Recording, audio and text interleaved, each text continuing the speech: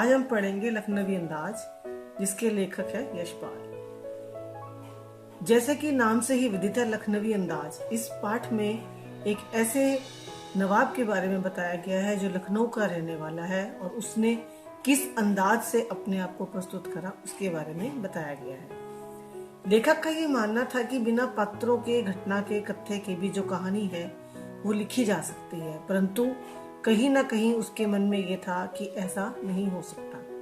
और एक नई कहानी की शुरुआत करने के लिए वो एक दिन एक ट्रेन में सेकंड क्लास के डिब्बे का टिकट लेकर पहुंचते हैं। अब सेकंड क्लास के डिब्बे का किराया जो है वो ज़्यादा होता है और लेखक को ये लगता है कि मुझे एकांत चाहिए और मैं एक नई कहानी लिखना चाहता हूँ, इसीलिए वो सेकंड क्लास का डिब्बा जो है उसकी टिकट लेते हैं। और जैसे ही वो सेकंड क्लास के डिब्बे में प्रवेश करते हैं भागते हुए, वो देखते हैं कि सामने जो है एक सज्जन से पुरुष जो है विराजमान है। और जैसे ही अमूमन हम लोग जब एक आमने सामने होते हैं तो आदाब, नमस्कार सब कुछ करते हैं, परंतु वो नवाब जो है लेखक के आने से थोड़ा सा बेचैन हो जाता है।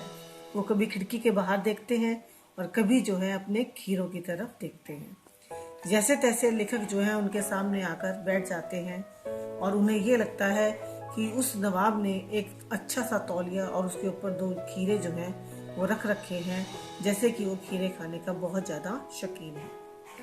वो लेखक के नमस्कार का भी जो है जवाब नहीं देते और लेखक जो है उनके सामने ही बैठ जाते हैं। थोड़ी देर के बाद नवाब साहब जो हैं वो उन खीरों को बड़े अच्छे से धोते हैं, उन्हें पोंछते हैं, छीलते हैं, दोनों तरफ से काट कर उसकी झाग निकालते हैं कड़वेपन के लिए, और उन्हें चाकू से सलीके से काट कर जो है उसके ऊपर नमक और मिर्च मसाला लगाते हैं।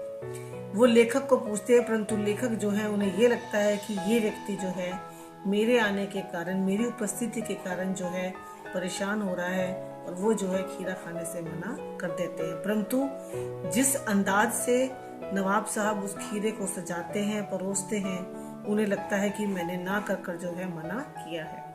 नवाब साहब उसको दोबारा से पूछते हैं और परंतु लेखक को लगता है कि ये मेरे आत्म सम्मान के ऊपर एक बहुत बड़ी ठेस होगी अगर दूसरी बार मैं खीरा खाने के लिए हामी भर देता हूँ।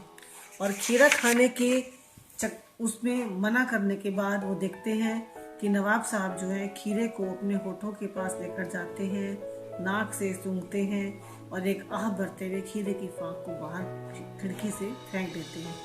ऐसे करते करते वो हर फांक को जो है खिड़की से बाहर फेंक देते हैं।